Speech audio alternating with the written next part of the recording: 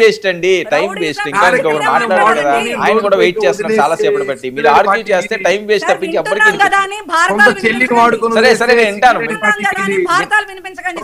Okay okay పుణ్యశీల గారు, మీరు మాట్లాడుతున్నప్పుడు కూడా నేను ఎవరిని మాట్లాడనివ్వను. వెయిట్ చేయండి, మీరే మాట్లాడదు. కానీ ప్రసాద్ గారు మాట్లాడిన తర్వాత మీ ముగ్గురికి ఆయన చెప్పాలి కదా, అయిపోయిన తర్వాత యాజ్ ఏ అనలిస్ట్ కింద మీరే మాట్లాడేది. కానీ మీకు కాస్త ఎక్కువ సమయం ఇస్తాను, వెయిట్ చేయండి ప్లీజ్. కిరణ్ మాట్లాడండి. వర్మ గారు ఒక విషయం చెప్పాలి.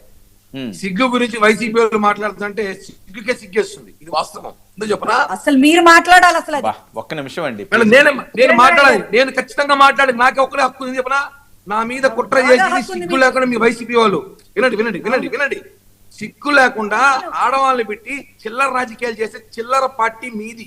మీ నాయకుడు మీ చిల్లర పార్టీ వినండి. ఎవిడెన్స్ కావాలా? వస్తాయి. చిల్లర పార్టీ చిల్లర పనులు చేసి మళ్ళీ దొరికిపోయేది మీరే. అవునవును అవును. మన భాషా విధానం ఎంత గొప్పగా ఉంటుందో, మనం ఆడవాళ్ళతో మాట్లాడాలి. చిల్లర పార్టీ మనం మాట్లాడాలి.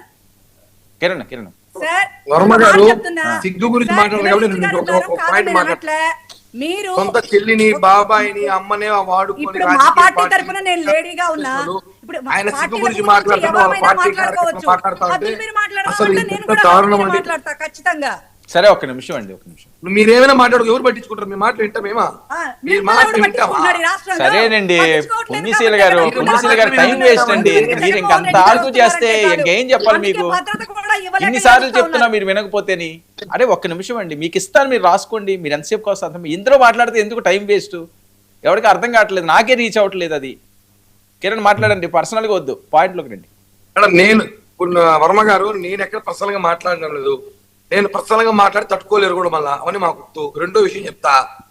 నేను రాజకీయ పరంగా జగన్మోహన్ రెడ్డి టార్గెట్ చేసే అవసరం మాకు లేదు.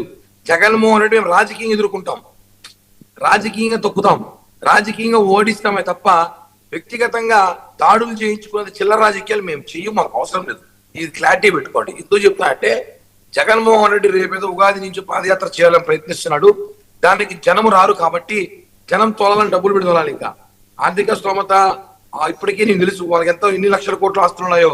కాబట్టి ఎంత ఖర్చు పెట్టినా జనం రావడానికి ఆలోచిస్తారు. కాబట్టి రేపు రాబోయే రోజుల్లో జగన్మోహన్ రెడ్డి పైన ఏదో దాడి చేయించుకునేసి, జగన్మోహన్ రెడ్డి బయటకు వస్తే మా మీద కోడిగుడ్లు కొట్టారనో, మా మీద రౌడీలు వచ్చారనో, గూండాలు వచ్చారనో చూపించే ప్రయత్నం అయితే వైసీపీ చేయాలనే ప్రయత్నంలోనే ఈరోజు ఢిల్లీకి వెళ్ళి వినతి పత్రం ఇచ్చారు.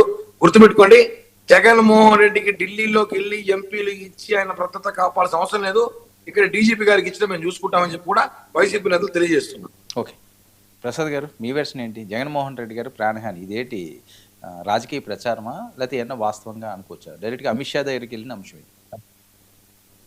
ముందుగా 99 టీవీ ప్రేక్షకులు నమస్కారం. అలాగే ప్యానల్లో ఉన్న మిత్రులకి మీకు కూడా నమస్తే. నమస్తే. ఇప్పుడు సెక్యూరిటీ ఫ్లాజ్ అన్నవి ఎప్పుడైనా సరే ఒక అధినేతని వాళ్ళ పార్టీ పరంగా ప్రొటెక్షన్ అన్న విషయంలో